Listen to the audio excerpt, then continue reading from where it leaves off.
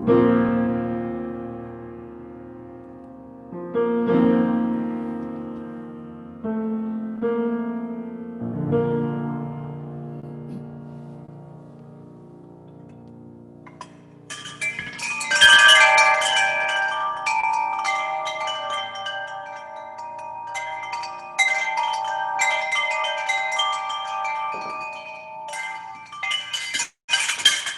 morning, everyone. We're going to start off our service today with the hymn 151, classic Nina Simone tune, I Wish I Knew How.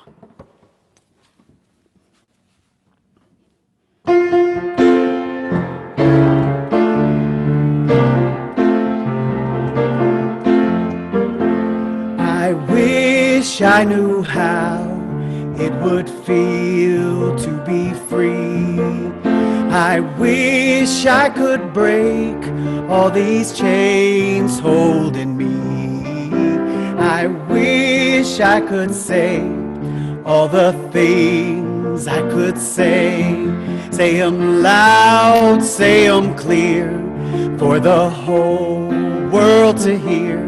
Say 'em loud, say 'em clear for the whole world to hear. I wish I could share all the love in my heart, remove all the bars that keep holding us apart. I wish you could know what it means to be me, then you'd see and agree everyone should be free. Then you'd see and agree everyone should be free. I wish I could give all I'm longing to give. I wish I could live like I'm longing to live.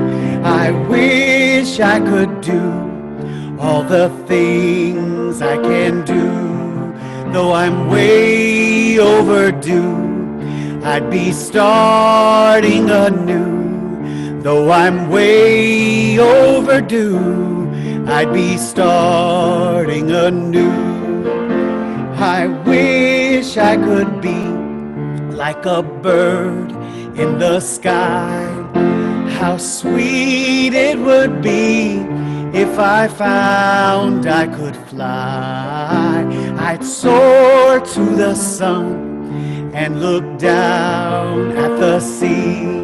Then I'd sing, 'cause I know how it feels to be free. Then I'd sing, 'cause I know how it feels to be free.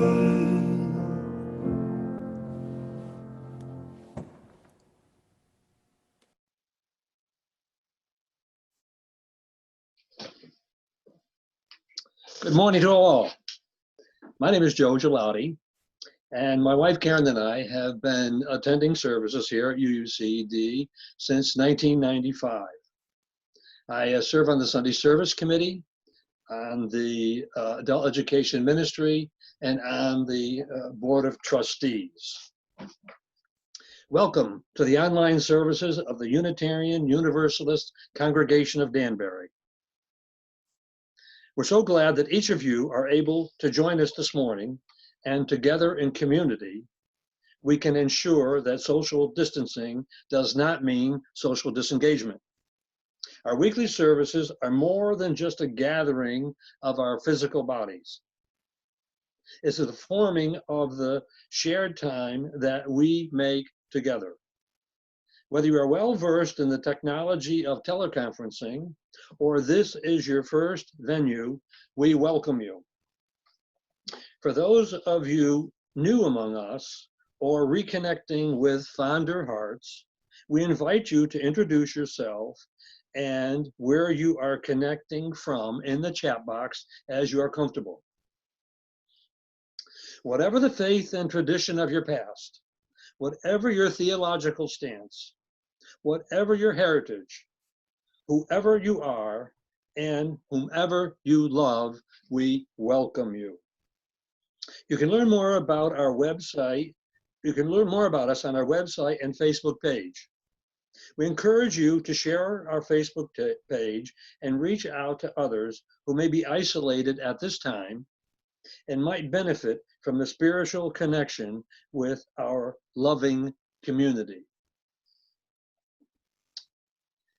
And this morning's announcements.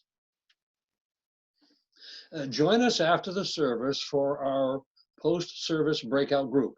If there is someone in your breakout group who you don't know, please use this opportunity to get to know each other better. After about 15 minutes, we will come back together as a whole group to share any highlights from your check-ins and then close our morning together. Also, racial justice discussion group will meet on the first Monday of each month at 7 p.m. via Zoom. The first session will take place tomorrow, Monday, October 5th, as part of the UUCD's effort to explore adoption of the 8th principle.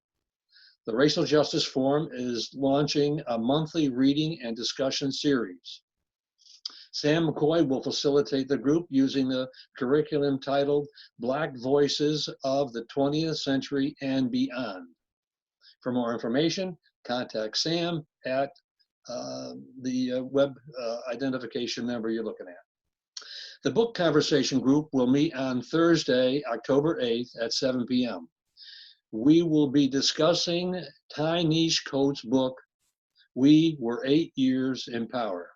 You do not need to read the book to attend. For more information, please contact Mary Ann Kula at the email address listed. We also have one other announcement that came in last minute this morning.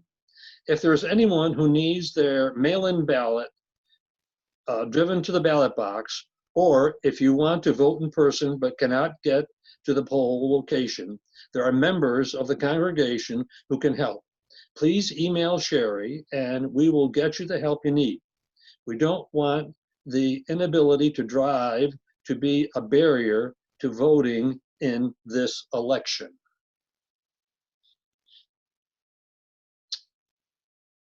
Our online guidelines, we will mute your line in order to optimize audio from the speakers. For webcams, you may select speaker view or gallery view to change the webcam view. You may need to scroll through the many webcam tiles to see your friends or speaker. At times, we have text like this on the screen. At other times, you just see video panes.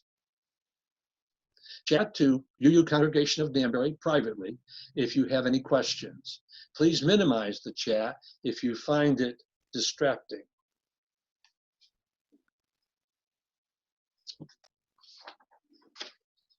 After our service, we invite you to stay and participate in the breakout group for individual connection and deeper check-in. Again, welcome to the UU Congregation of Danbury, where we welcome all in the spirit of compassion, inquiry, and service. I wish I could share all the love in my heart. Remove all the bars that still keep us apart. I wish you could know what it means to be me. Then you'd see and agree everyone should be free. Then you'd see and agree everyone should be free. Good morning, dear people. Sometimes after weeks when there have been far too many words, song is better. I hope you've been finding ways to tend to your soul this past week. I'm so glad you're here so that we can co-create this sacred space and time together. This week and next, we'll be sharing some components of the just recently released You the Vote, Vote Love, Defeat Hate worship service that has been made available to congregations to draw upon during this whole month leading up to the November 2020 election. The service will be available to everyone to view on demand at the end of this month, but for now we'll enjoy a bit of it today during the Time for All Ages and the closing prayer. There is so much to keep track of, so much that can be done, so much to attend to, so many feelings to feel, so much clamor in our lives to sort our way through. It is so crucial to keep grounding ourselves in the weekly ritual of gathering together, of looking upon each other's faces, seeing one another's names, checking in with each other about our real and complex lives.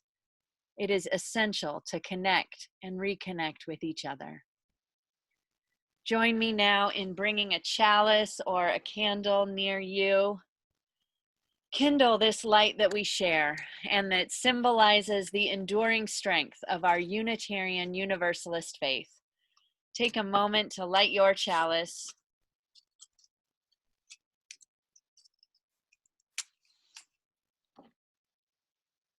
As I light this one.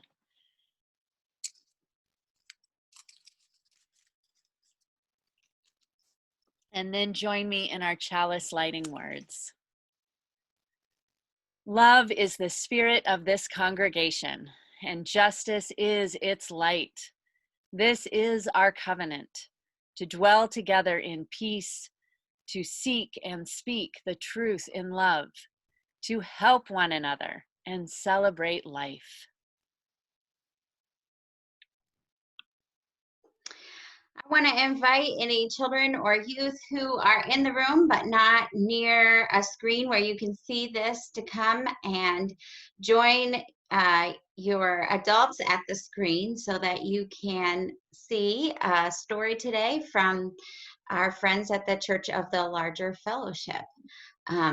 The story will be familiar for some of you, especially those of you who were in middle school last year. But when we hear stories more than one time, we are able to understand them differently.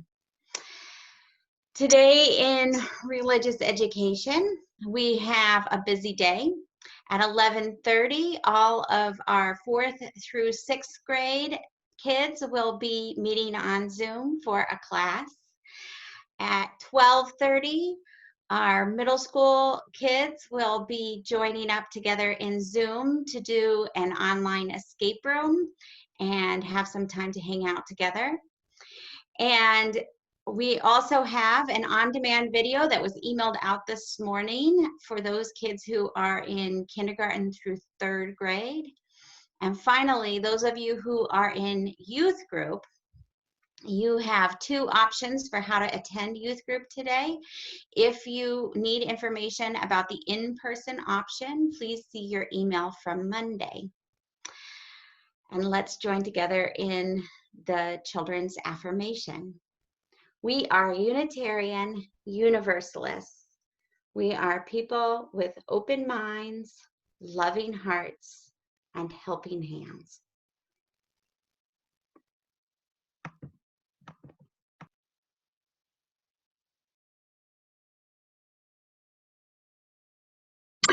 All right, everyone. So gather together because we are going to talk about somebody amazing.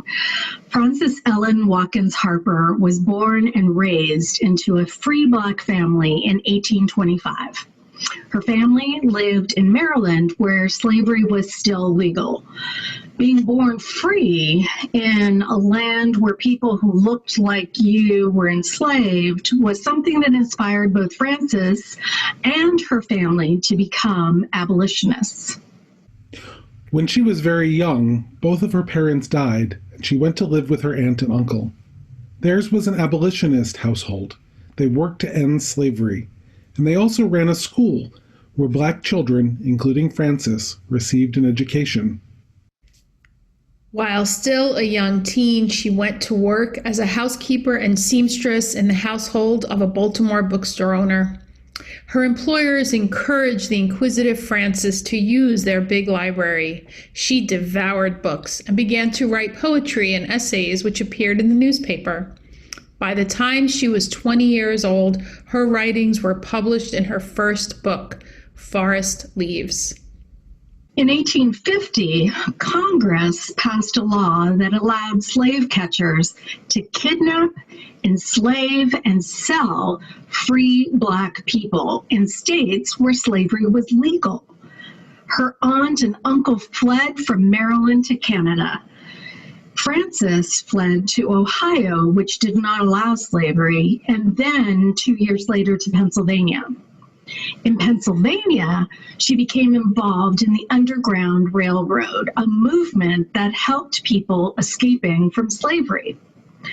Throughout this all, Frances continued to write and to publish books of poetry, much of it against slavery. In time, Frances became the first Black woman to earn a living through the use of her words, living modestly and donating much of her income to helping her uncle's work with the Underground Railroad. In 1854, the Maine Anti-Slavery Society hired her to travel all over the Northeast to make anti-slavery speeches. She became one of the most famous speakers and authors of her time. All kinds of people came to hear her speak, but she made a point of not charging Black people admission. Frances was progressive throughout her life. While she wrote and spoke against slavery, she also took other kinds of actions. She refused to wear or eat goods that were farmed by enslaved workers, including cotton and sugar. She wouldn't wear clothes made of cotton or eat food that contained sugar. In 1860, the year that the Civil War began, Frances Watkins married Benton Harper, who already had 3 children. The two had a daughter together, and Frances took time off from her writing and speaking to tend to her blended family. Unfortunately, just a few short years later, her husband died, leaving her as a young widow responsible for many unpaid bills. Frances Watkins Harper made the difficult decision to send her children to live with relatives and go back on speaking tours in order to make money and provide for her family. By then, slavery had ended, and she spoke for women's rights and for legal and civil rights for Black people. She wrote poems and essays about the experiences of new freed slaves struggling to make their way despite the damage done to Black people by slavery. In 1870, she joined the Unitarian Church of Philadelphia. There, she found a community where white and Black people came together, and where many shared her passion for justice. In many ways, Frances Harper was at home in 2 different worlds. Although she was used to working with white people, she also kept her connection to the Black community in Philadelphia. She maintained her membership in the African Methodist Episcopal Church, where she taught Sunday school. She wrote 3 novels specifically for Black people, highlighting family connections and choices about racial identity. She pushed for education and voting rights for Black people, and she encouraged Black children to learn and grow, just as she had been encouraged as a child. During her long life, as you have heard, Frances Ellen Watkins Harper offered her voice, her words, her money, her labor, and most importantly, her love to the work of justice making for her people. She used her voice and her privilege as an educated free Black woman to raise awareness of the plight of Black people in the United States after the Civil War. We honor her memory and her place among our Unitarian Universalist ancestors.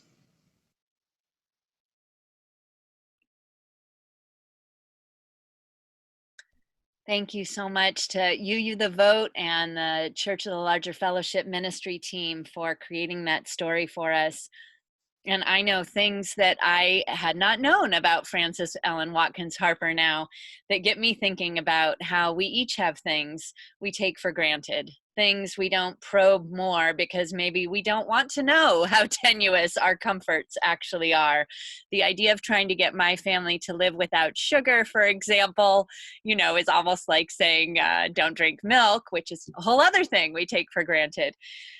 Anyway, lots to think about there. For now, let us transition to our shared milestone time. Amidst the clamor of our country and our larger world, there are also many individual joys and sorrows that I know each of you share hold in your hearts. We invite you to share those in the chat this morning, those personal milestones that are lifting up your spirit or weighing it down today.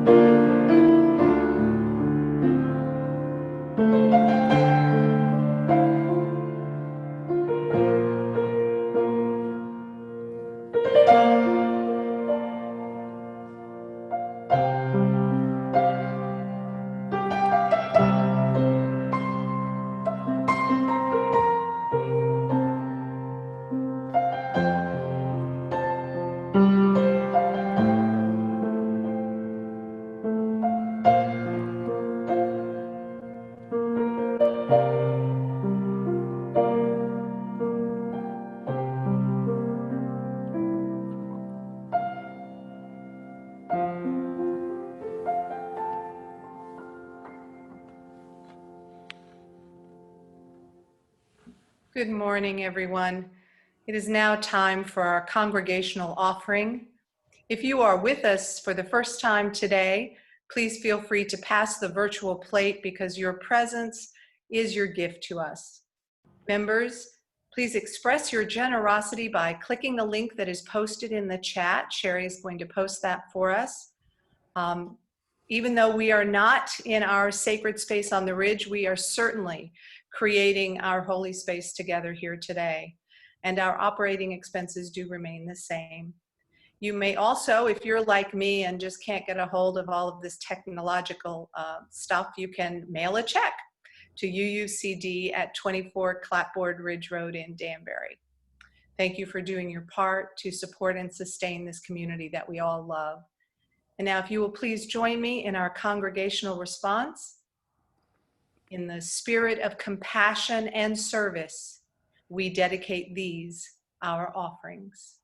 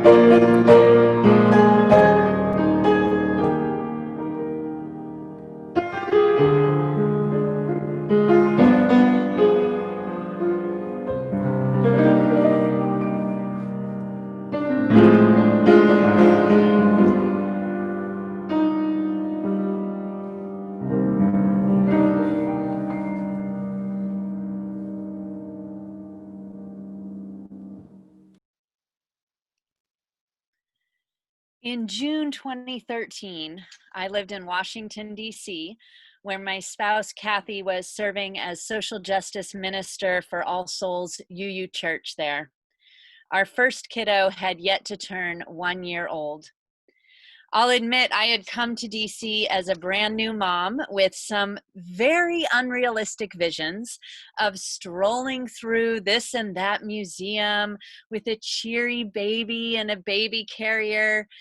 And yeah, we maybe accomplished something that looked remotely like that once in our 2 years there.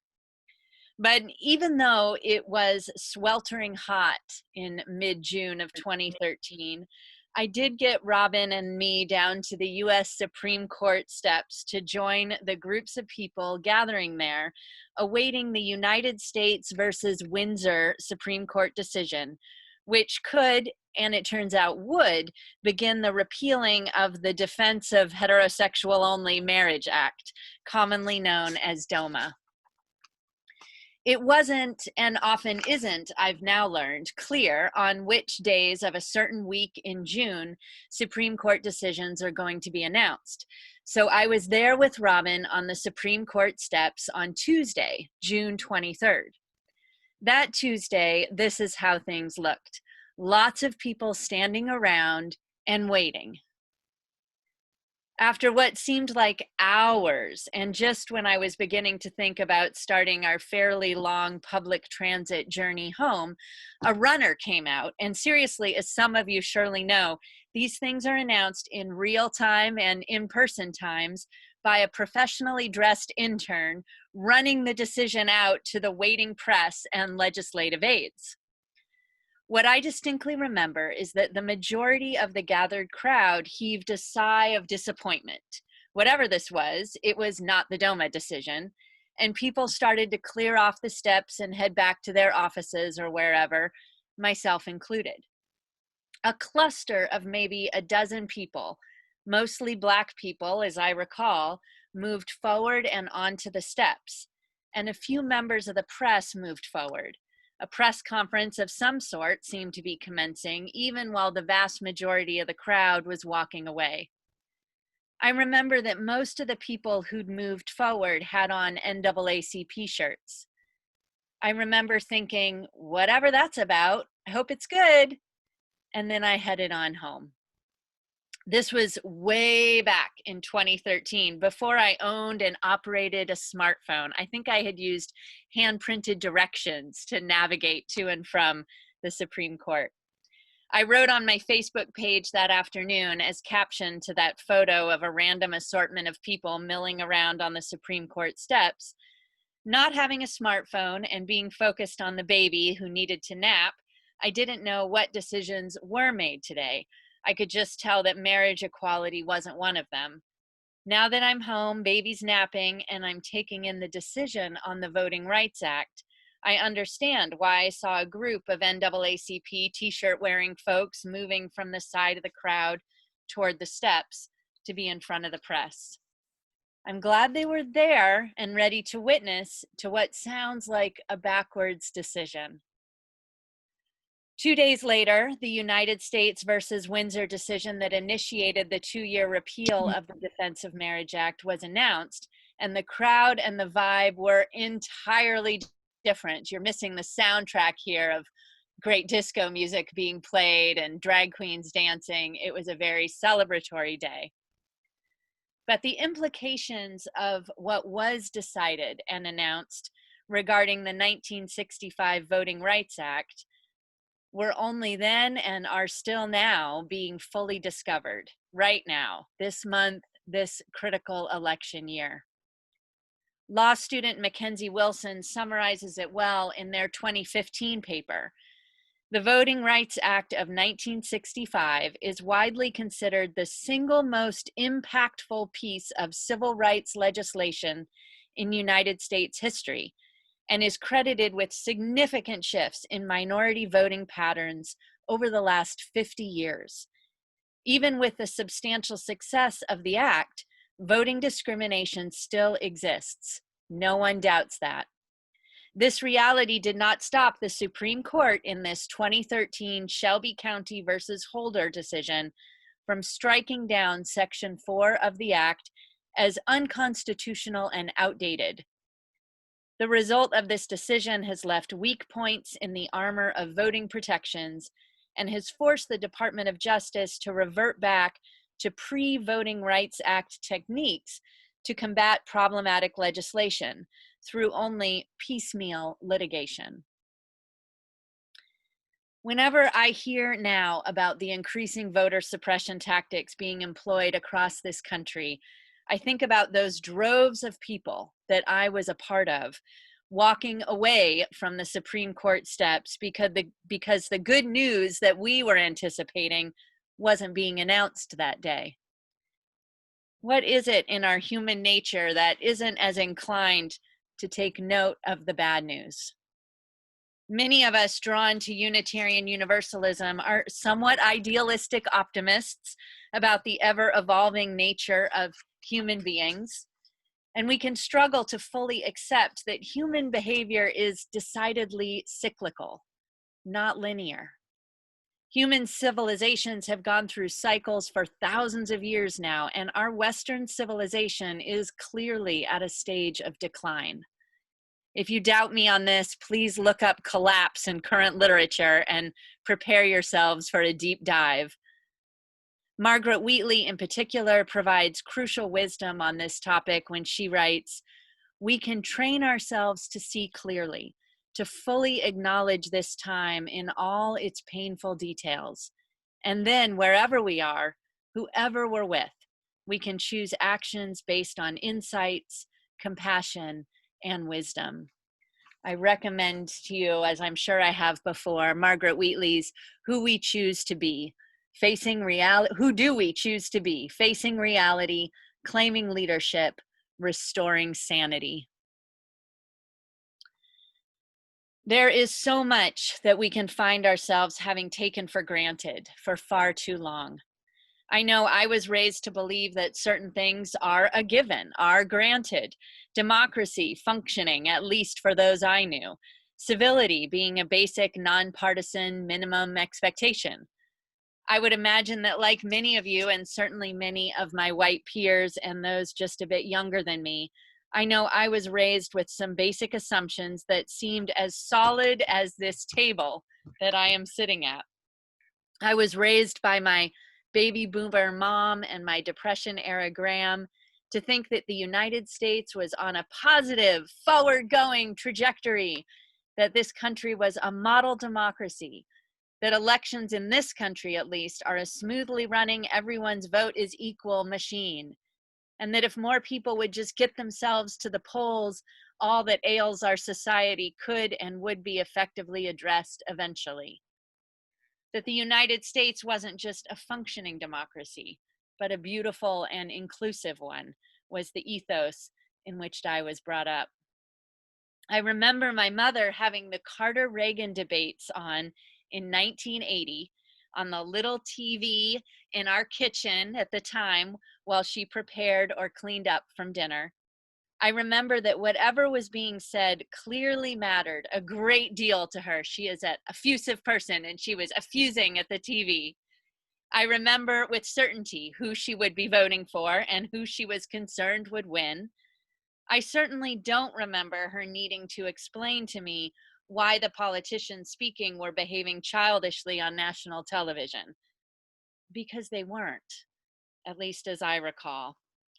Everything I read and heard on Wednesday morning about this past Tuesday evening's epic national presidential event, I'm not choosing to call it a debate myself, emphasized the dawning realization for many more people in this country and on this planet that the United States is most definitely not on a progressing, ever onward and upward model democracy course, if it ever really was.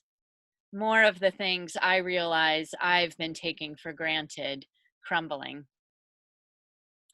As I notice more of the things I've been taking for granted, and perhaps you do too, I encourage you not to despair, or if you do despair for a night, to begin afresh in the morning, as Reggie Harris counseled us to do last Sunday, and transform those realizations of things taken for granted until now into motivating gratitudes, action items, getting clear about the work that is before us and breaking it down into piecemeal projects is one crucial way to keep ourselves going. Some of the things we need to do are to restore what has been lost just in the past 4 years. And so the template is already there. Restore protections for our environment. Allow asylum seekers to recreate their battered lives here in this country if they so choose.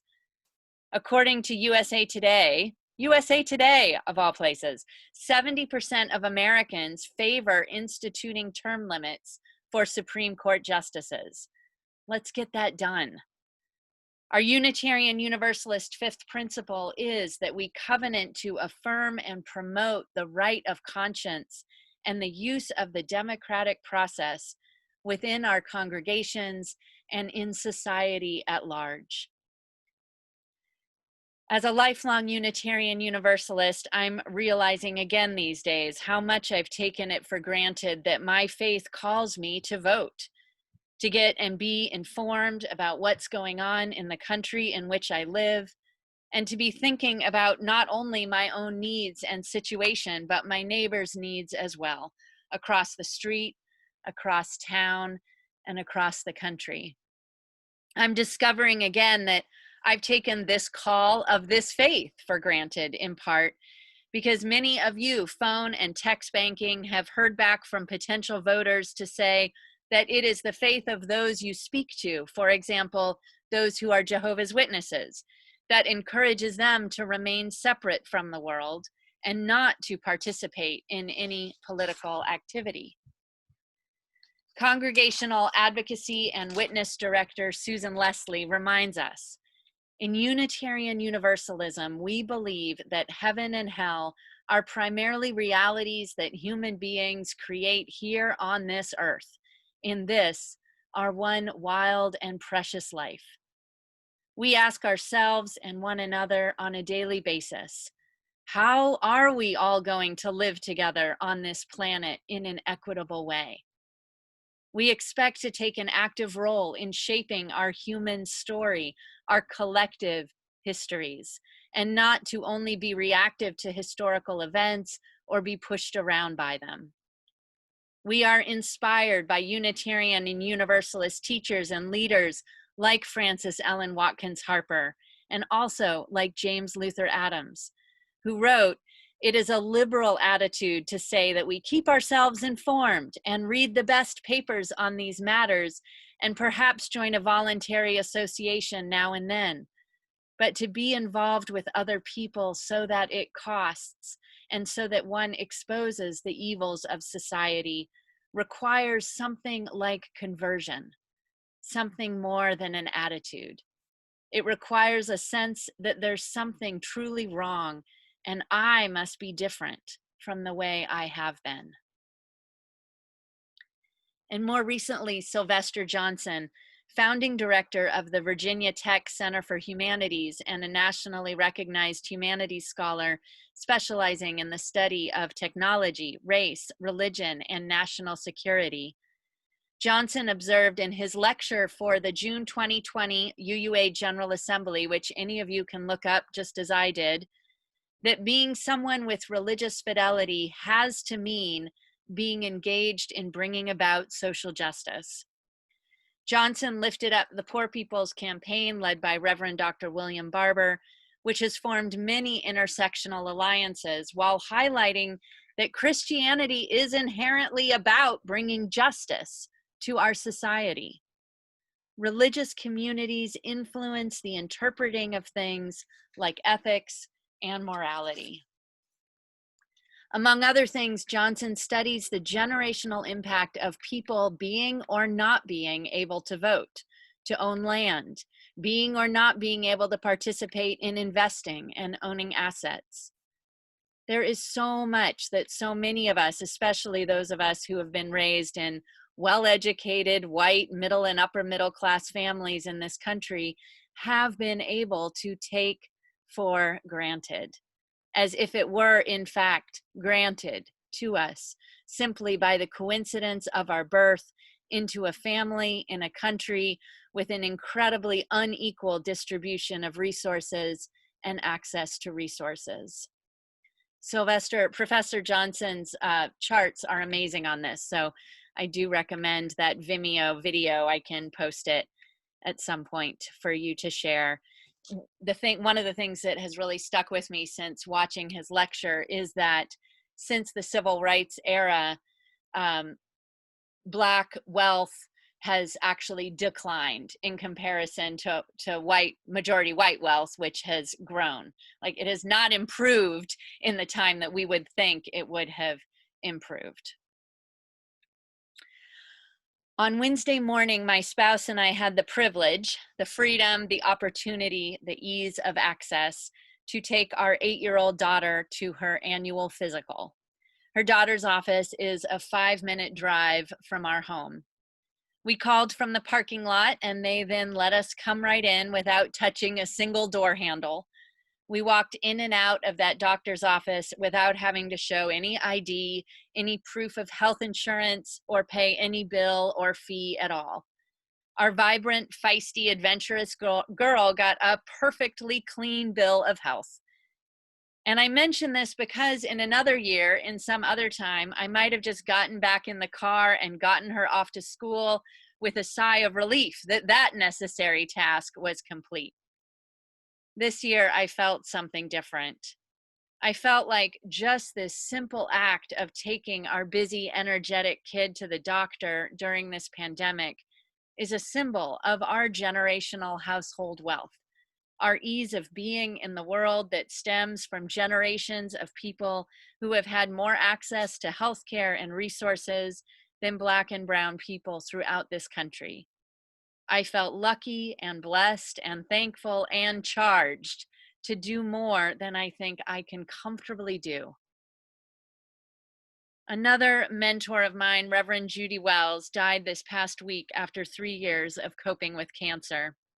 She was receiving hospice care and was close enough to her certain death that she was able to draw upon Oregon's laws and practices to intentionally decide the day that she was ready to die.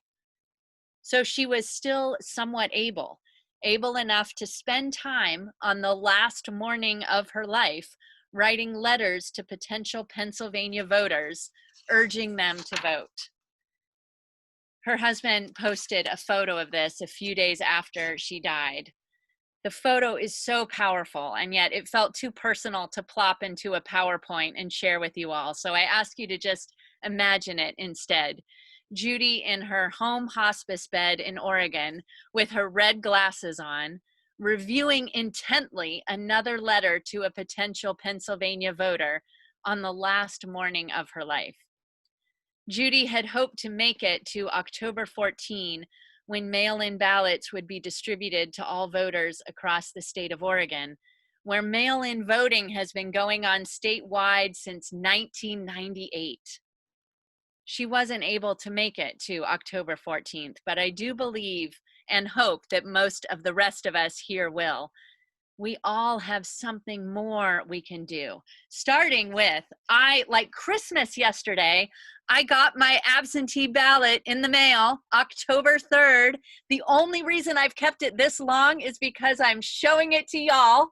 Look I see Jane showing hers as well. I mean, really, I don't think I've ever been so excited to see a ballot in the mail, even after years of living in Oregon.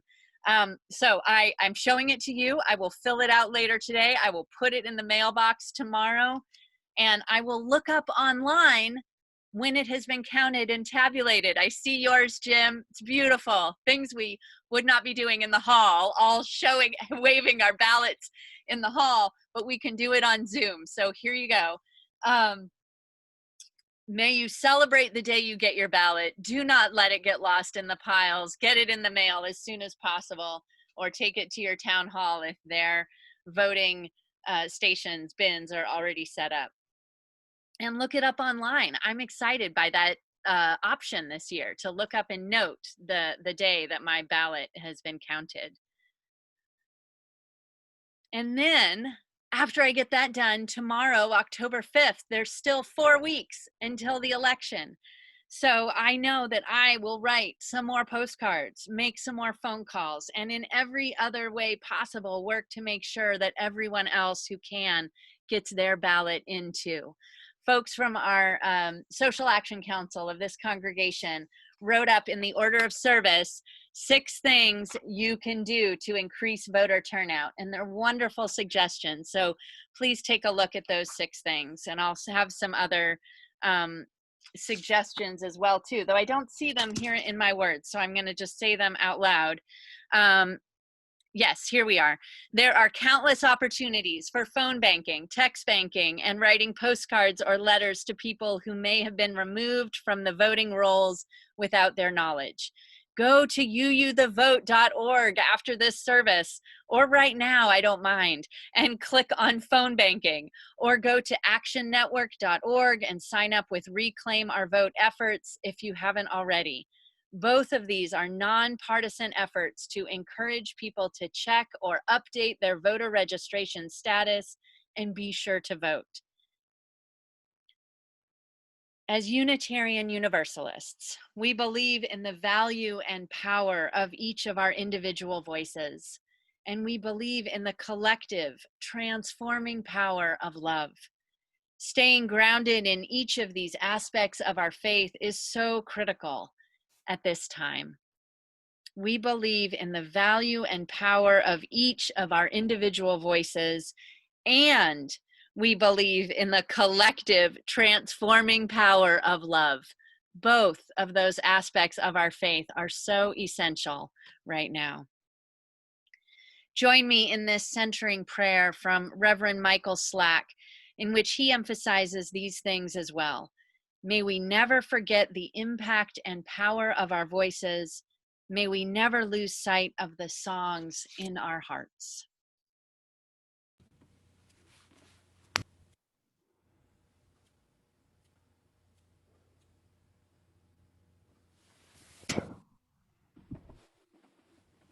May I be light in you. May you be light in me. Into our hearts, into our souls, let love abide. May I be love in you.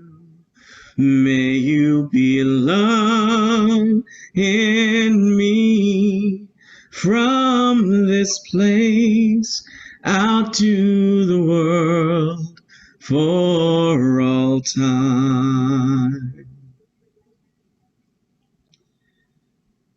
Spirit of life, sources of all that ever was and can be, we are guided by all that is sacred within our own hearts and minds to pray this prayer and to live this prayer.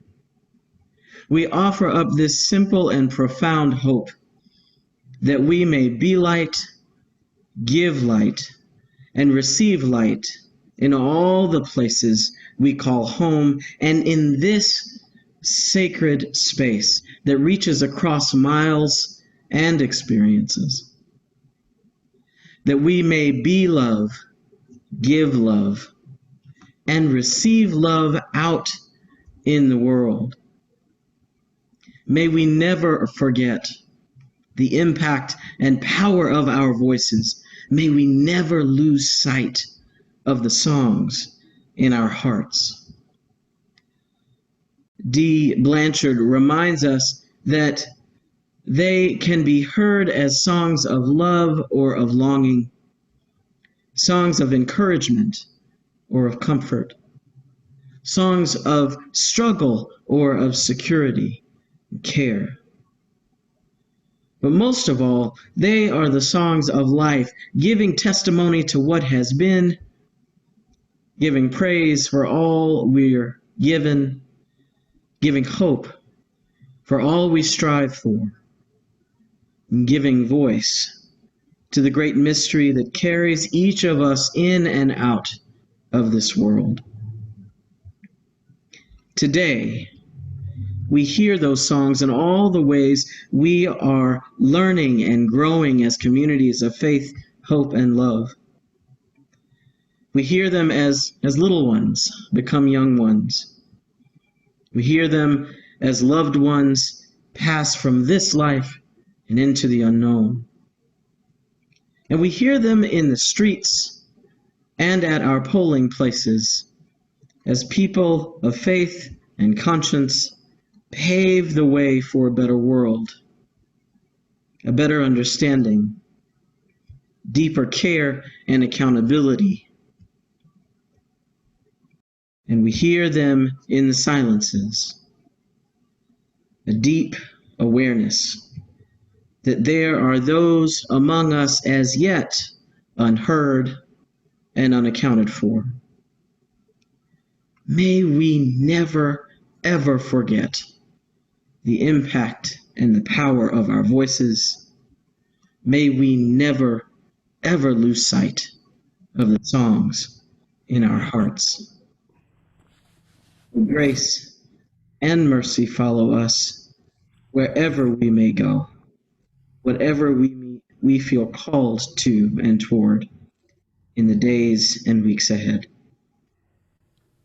Amen. Ashe. And blessed be.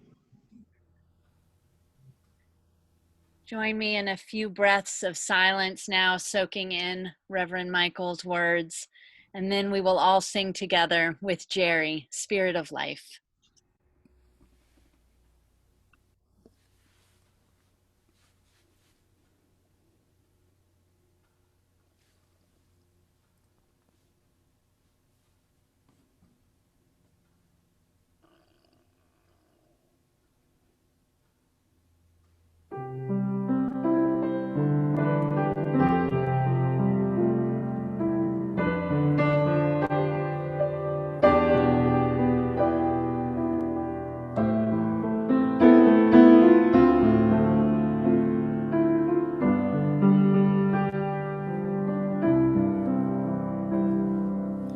Spirit of life, come unto me. Sing in my heart all the stirrings of compassion. Blow in the wind, rise in the sea, move in the hand, giving life the shape of justice.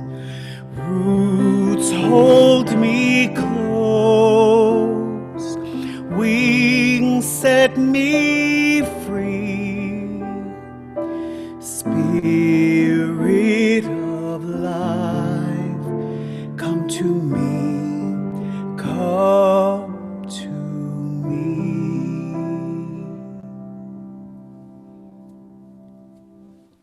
It is now time for us to extinguish our chalices. Please join me in our shared declaration. We extinguish this flame, but not the light of truth, the warmth of community, or the fire of commitment. These we carry in our hearts and out into the world until we are together again. And now, join us in our closing hymn, number 1015, I Know I Can.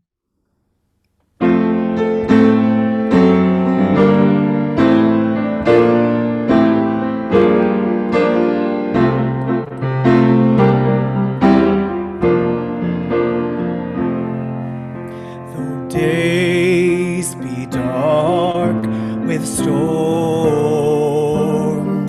and burdens weigh my heart,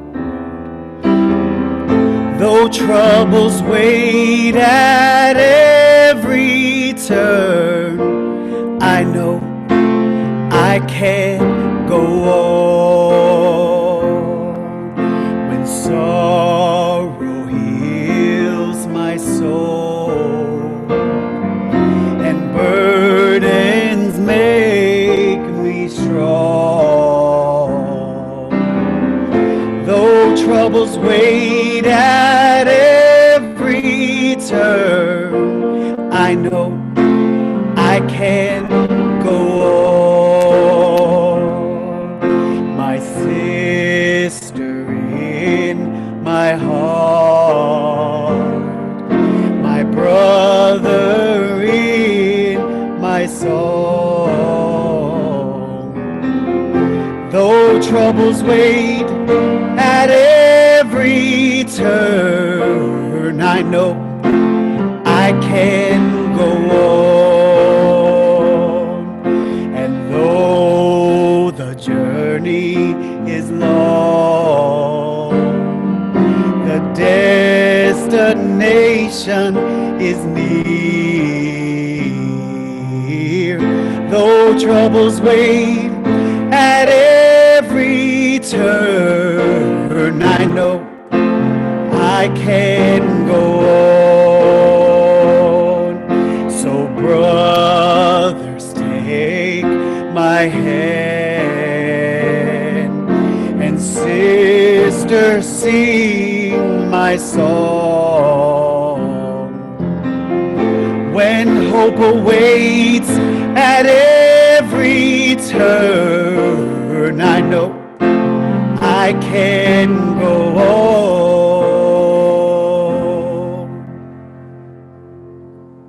I know we will go on, and we will carry on together best when we can find appreciation for the beauty around, between, and within us.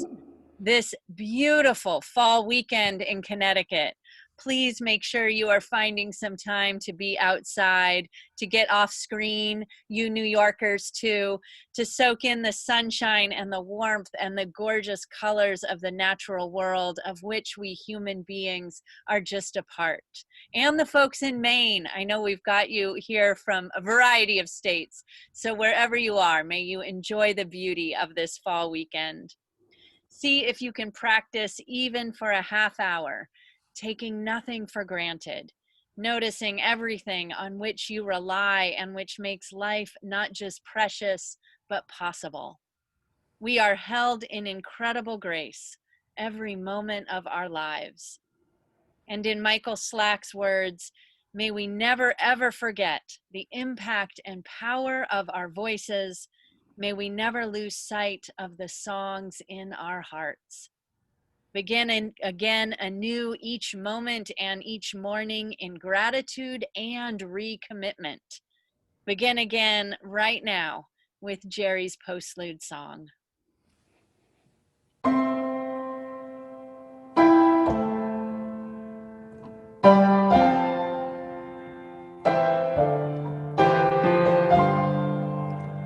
Whoa, oh, oh, whoa, oh, oh.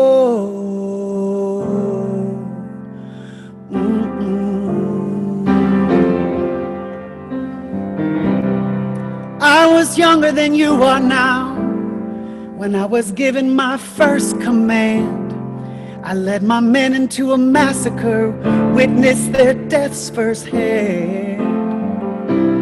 Oh, I made every mistake.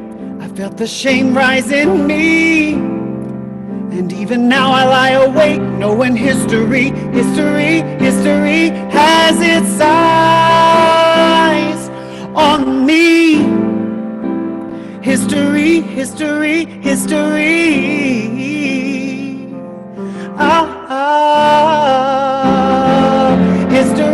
has its eyes on me. History.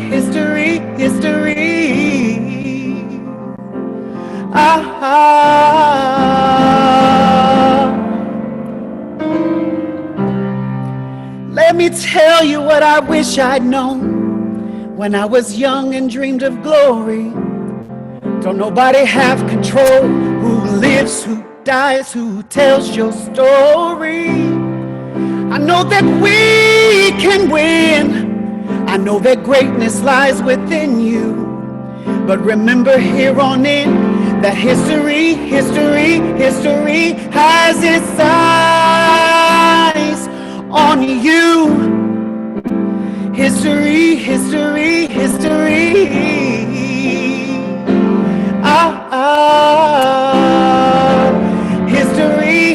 its eyes on you. History.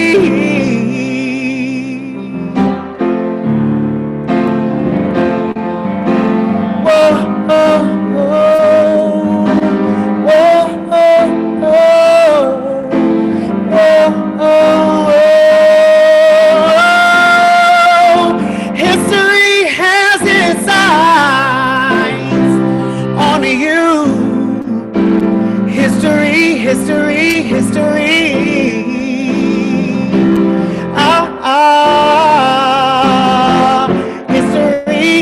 its eyes on you. History.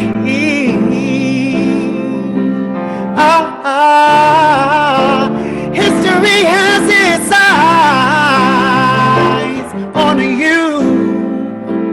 History. History has its eyes on you. History. Jerry, thank you so much. That was so moving. Okay, now we're going to go to our post-service breakout groups. And the primary purpose of the breakout group is to allow us for a deeper check-in with each other. If there's someone in your breakout group who you don't know, please use the opportunity to get to know each other better. There will be a slide posted with notes about the groups in case you'd like to have a prompt to stimulate your conversation. Check in with one another, enjoy being together in a group of 4 to 6 people. And after about 15 minutes, then we will come back together as a whole group to share any highlights from your check-ins. And then we can all close our morning together. We are so glad that you've been with us this morning.